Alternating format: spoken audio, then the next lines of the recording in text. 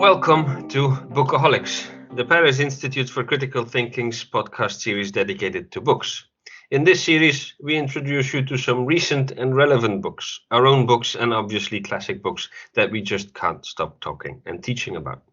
My name is Kristof Vanhoutte, and in this episode of Bookaholics, I am joined by my brilliant colleague Carlo Salzani to talk about his latest book, Walter Benjamin and the Actuality of Critique. Essays on Violence and Experience, published by Cambridge Scholars.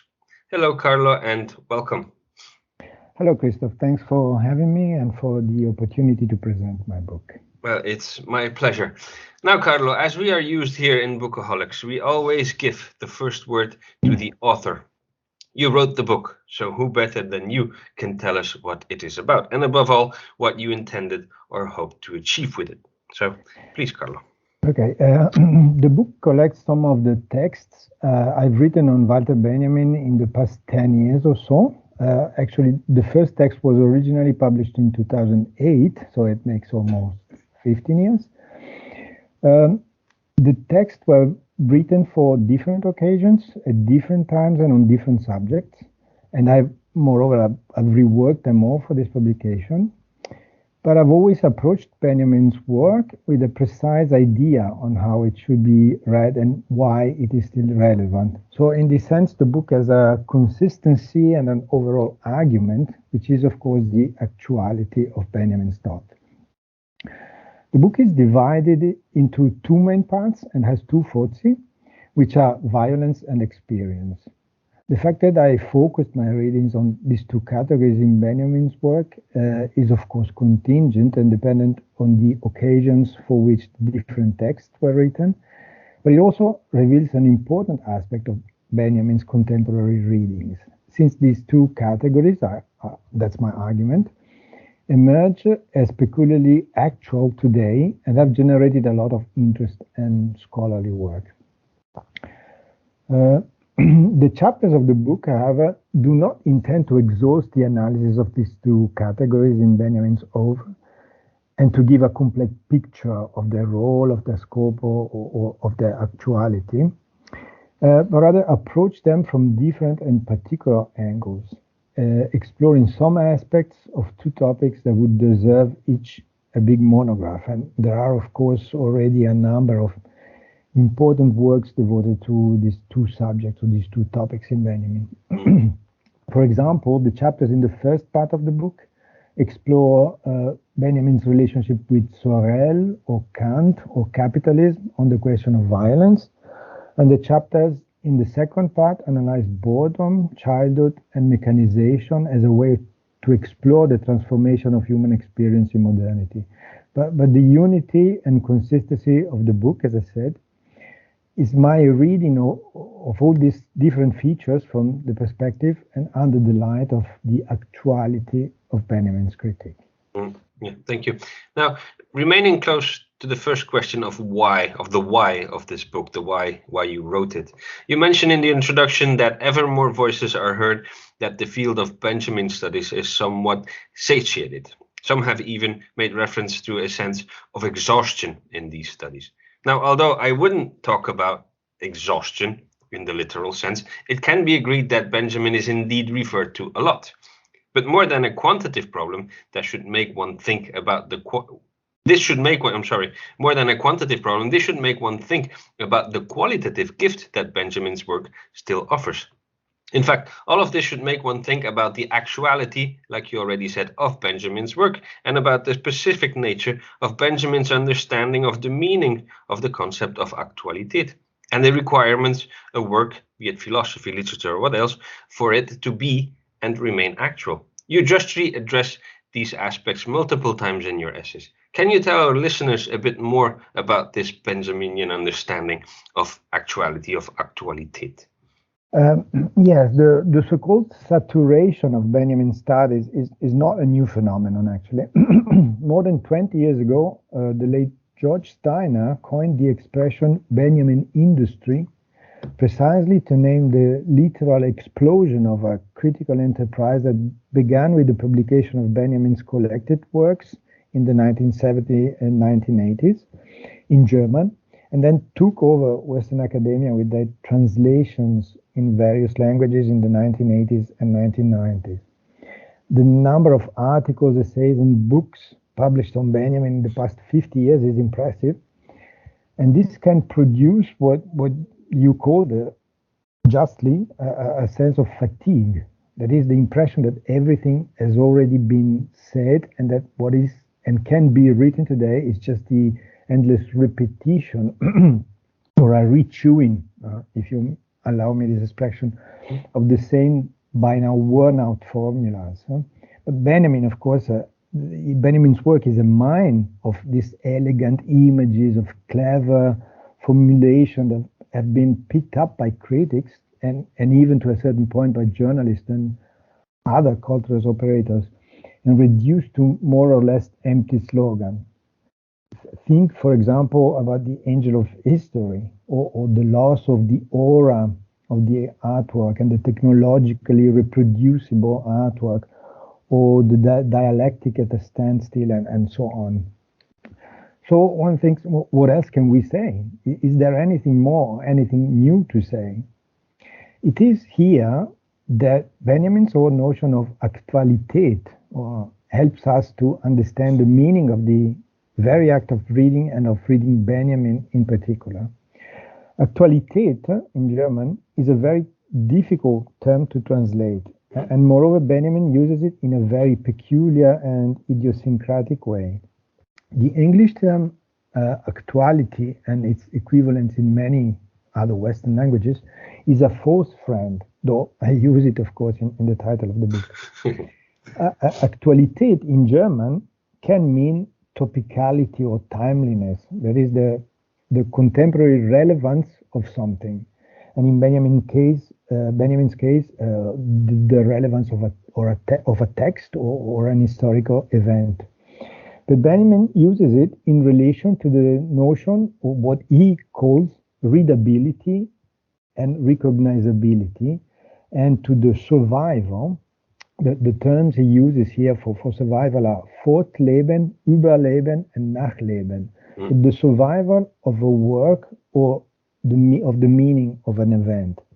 So in short, a work or an historical event becomes readable and recognizable at a certain point in time and in a constellation, a construct between past and present. So, and the task of the critic or the historian is therefore that of recognizing its truth content in this constellation and to make it as present and actual. Here lies therefore the connection between Actualität or actuality and critique that I establish in the title of the book and then in the essays. The task of critique, and in German the term critique means both in English critique and criticism in the sense of literary criticism. The task of critique is to look for and unearth, unveil this truth content, and to do so it must mortify, as Benjamin writes, the work or the historical event. That is, it must interrupt and destroy its sense of continuity, its linearity, the sense of wholeness and the impression of harmony. A work or the meaning of an event can survive in time if the critic or the historians are able to unveil its truth content and give it a different form. And this is my whole argument, this applies to Benjamin's work itself. His work is actual and keeps coming to legibility because or if we are able to construct a constellation with its time, which is of course very different from our time, and with its historicity. The historical and cultural lag that separates his time from ours plays a part in this after criticism. This distance, this historical lag and cultural lag, is what allows to interrupt the apparent and superficial sense of continuity, of linearity, and even inevitability of history or culture or interpretation and so on.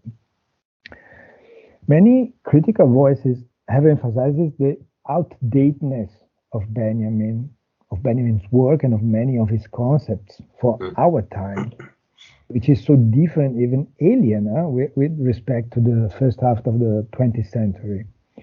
But my argument is that it is also this temporal and cultural lag that allows for a rupture, for a breaking up of this continuum, the continuum of history, the continuum of interpretation, and so on. And this way, his work can come perhaps to legibility, to readability. That's my overall argument. A final point. My readings and my emphasis on actuality, are also explicitly set against a certain way of reading Benjamin that has been in fashion for many years, at least since the 1970s, in particular, but not only in American academia. And that's the explicit argument of the appendix to the book, which was originally written as a long review essay of a book by Samuel Weber, Benjamin's Abilities, from 2008. Many critics belonging to this American brand of deconstruction have read Benjamin as a sort of forerunner of Derrida, and have moreover put the notion of virtuality at the center of his thought. Virtuality in the sense of the endless, ever unfinished, and ultimately impossible process of interpretation. From my perspective, this way of reading Benjamin not only imposes onto his work an extraneous and anachronistic set of categories, so deconstruction, Derrida's deconstruction, but is even ultimately the very opposite of what Benjamin saw as the meaning and task of reading and of critique, which he emphasizes throughout his career, not only in one specific period or work. This task of reading and the task of critique must be centered on actuality, on actualität, and not on virtuality. Yeah, definitely. And about the outdatedness, as we are recording this with a war going on between Russia and Ukraine, it might not be so outdated anymore. So also there, the actualität, unfortunately, is rather an accurate term. Anyway, unfortunately. Yeah. Now, the first part of your book is dedicated to essays on Benjamin's critique of violence. Could you maybe tell us a bit more about this fundamental text of Benjamin, and also how you approached it in your thinking? The actuality of Benjamin's work today is importantly not exclusive. The critique of violence is a short but very complex and difficult text published in 1921 as a part of a never completed project on politics. Politics is how Benjamin referred to this project in his correspondence. This text was mostly ignored during Benjamin's lifetime, and also during the first waves of Benjamin's receptions in the 1970s and 1980s. Its renewed legibility began with Derrida's 1989 long talk titled Force of Law, which acutely analyzes it, but also strongly criticizes this text. And then this actuality bloomed when Agamben put it at the center of his multi-volume project Homosaka from the mid-1990s. Today, this short and difficult text is an unavoidable focus in the political-philosophical debate, probably because it seems, among many other things, to unveil the truth content of our violent time, of our troubled time, of a time which is characterized by an ominous entanglement of politics, religion, and violence, which are the topics of this text. And these features, by the way, were precisely what made it so difficult to read and so outdated just a few decades ago, and that's why this text was ignored for a long time. It didn't come to legibility, to recognizability for a long time. The striking actuality has, of course, its negative side. The problem of saturation and fatigue of what you talk about is particularly true for this text, which has been so massively interpreted, dissected, analyzed, and debated that one can wonder what else could be said about it. And 2021, by the way, was the 100th anniversary of the publication of this text. And yet a new translation and a critical edition with a massive critical apparatus was published by Stanford University Press. So the result of this massive overinterpretation are at times so contradictory and so conflicting that one can doubt about the meaning of the whole critical enterprise. What's the point of reading it again? But this text cannot be easily dismissed. And if its legibility has emerged in particular today, this means that it can reveal us something fundamental about what true political action is and about its relation or non-relation with violence and religion, or messianism. Messianism is the term that Benjamin, the category that Benjamin uses. Of course, the meaning of this true political action is difficult to extract from this very difficult text. And I use the term true political action because a never written or lost part of this project, the project on politics that Benjamin talks about, was to be called the true politician. So that's why I use true political action. But what this text aims at is essentially the identification of a form of action that interrupts the cycle of violence and retribution that characterizes politics, as we can unfortunately see today, and that Benjamin calls pure or divine violence. Agamben picked up precisely this point and interpreted it as a deposition of the whole apparatus and categories of Western politics. So divine or pure violence as a deposition, not as a true violence. This is, of course, only one possible way of reading the text and its ambiguities. I personally became interested in this text precisely by reading Agamben's take on it, and perhaps also because of my inability to probably understand this obscure language, this obscure conceptuality, and this turned this text into a challenge for me. But so I tried to approach it from different angles. For example, by comparing it to Georges Sorel's interpretation of violence, or by analyzing its step to the Kantian system, or again by situating it into the larger project on politics, of which it is thought to be a part. I tried to make it more understandable, at least partially for me. And my hope, of course, is that my chapters in this book can help others understand it a little better. Well, yeah, it definitely helped me. So at least one person. Good. Anyway, the second part of your volume is dedicated to the Benjaminian concept of experience. Here you treat the ever interesting topics of boredom, for example, of play, as in children's play, child's play, and laughter. All three of these experiences, if I'm permitted to call them as such, operate in Benjamin in a very similar way and have a very similar function in his critique. Can you say something about them, how they operate, and maybe also how they relate to Benjamin's concept of divine violence, as we just talked about, as they seem, at least according to me, to be structurally related to this idea as well?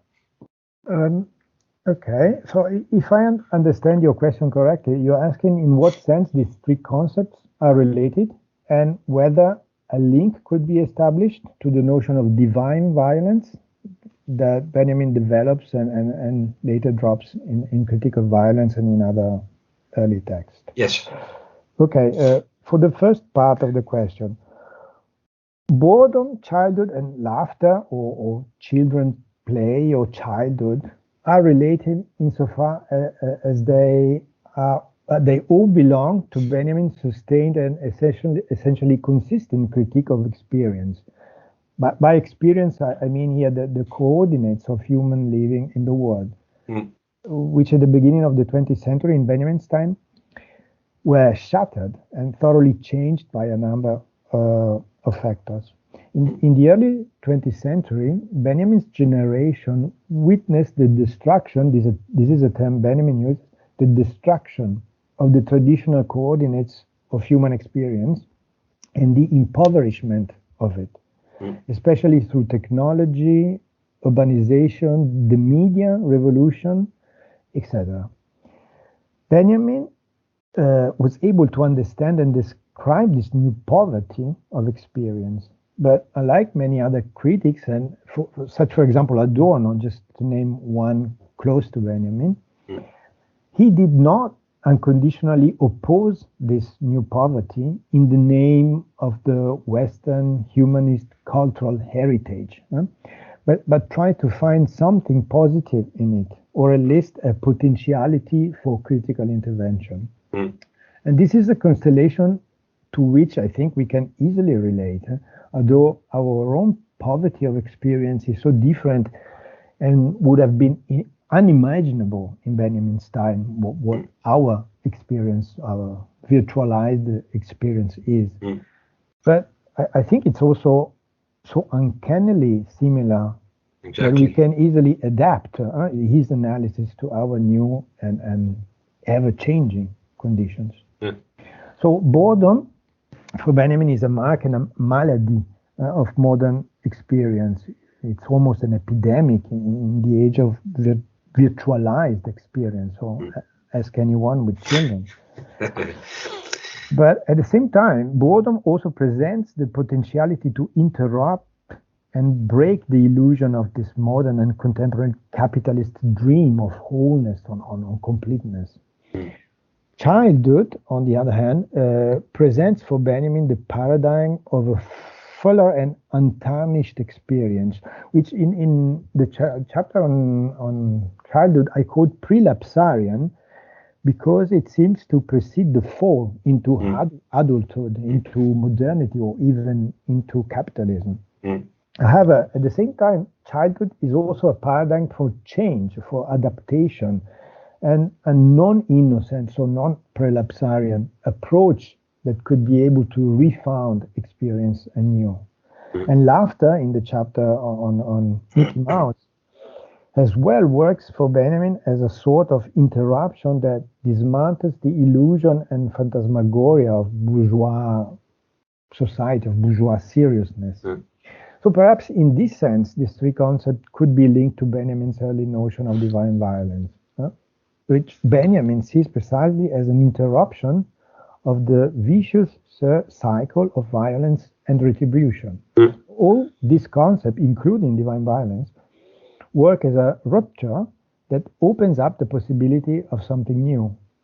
They seem, as you say correctly, seem to be structurally related.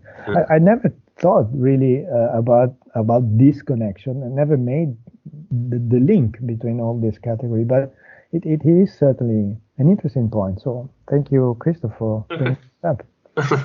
It's the structuralist in me that always comes back. Now, one thing that came to me while I was reading your essays is that time and again, Benjamin takes us along a path of reversal of concepts, or maybe I should say an unveiling, but maybe they are both options, or both these operations are combined in him. But anyway, Benjamin seems to be taking us in a certain direction, but then there is always that moment of, can I call it uncertainty? There's in the meaning that there's this moment of doubt, a doubt that he might be completely wrong. At times, this doubt might be auto-inducted, but at other times it was caused by critique of others, like by the already numerous critiques by Adorno, who you already mentioned. Now, it seems that he was always aware, first of all, of the extreme difficulty of the addressed topics that he was looking for. But secondly, he was also always aware of the dangers of his own projects, that they could become or even derail into the exact opposite of the liberating revolution that he aimed for. Although one can obviously see this in a purely negative perspective, but I was actually pleased to find this hesitance, and as I read through your texts. It showed the maturity, I think, of his thought and the awareness that thinking is never without danger. Anyway, am I correct in this reading of mine? And could you maybe elaborate these embryonic thoughts of mine, please? Yes, I think you're quite right. From early on, Benjamin tended to emphasize the methodological advantage of working with extreme concepts. That is, of pushing the analysis of a category or of an event to its extreme possibilities in order to try and unveil positive or revolutionary potentialities. This is a methodological feature that brings him near to the method of Carl Schmitt, as he explicitly acknowledges in a letter he sent to the German right-wing jurist in the early 1930s. And that Agamben also developed in his own notion of paradigm, pushing a notion to an extreme and therefore paradigmatic position. This is, of course, always a thin line to walk, because, as you say, there's always exists the possibility of pushing a concept too far and of ending up on the wrong side of the barricade. and I believe Benjamin was very aware of this danger, and this accounts for the impression of doubt and hesitancy that you so acutely identify. This is very clear, of course, for the question of violence, which in fact generated no later criticism and opposition or pure violence, divine violence, this concept. It generated a lot of opposition and criticism from many more liberal quarters, beginning with Habermas in the 1970s, and also Derrida in the 1980s. So what Benjamin calls pure or divine violence is really an interruption of the cycle of violence and retribution. And if it is so, why call it violence and not adopting the terminology of non-violence? And why call it pure? Why recur to a religious vocabulary, all this messianism, considering the ominous links between religion and violence? Was Benjamin, that's another big point, was Benjamin too close methodologically, if not politically, to Carl Schmitt and other dangerous representatives of the German conservative revolution, as many critics have correctly, I think, argued? So Benjamin's work is not free from ambiguities, and not only from what you call doubts and hesitations. So, but the task of the critic today is precisely that of mortifying his work and trying to unveil its truth content. So another example is from the topic of experience is the notion of a new barbarism that Benjamin attempts to counterpose the poverty of modern experience. This poverty, Benjamin argued, cannot be opposed by a nostalgic return to pre-modern forms of experience, but must be embraced to try and extract something positive and even revolutionary from it. But the risk always exists, of course, to embrace the wrong form of barbarism. And we must remember that in the 1930s, when Benjamin was developing these concepts, this wrong form of barbarism was the fascist and Nazi destruction of the European traditional values and cultural coordinates. This is a point that always worried Adorno, for example, with regard to Benjamin's extremism. And I think the same holds today. Should we embrace these new technologies, the new conditions of labor, the Uberization, the new cultural coordinates of our hyper-technologized, hyper-mediatized, and hyper-virtualized experience, with the risk of ending up with the wrong, which is essentially right-wing barbarism, and the definitive loss of the achievements of the past 2 centuries? This is a big question.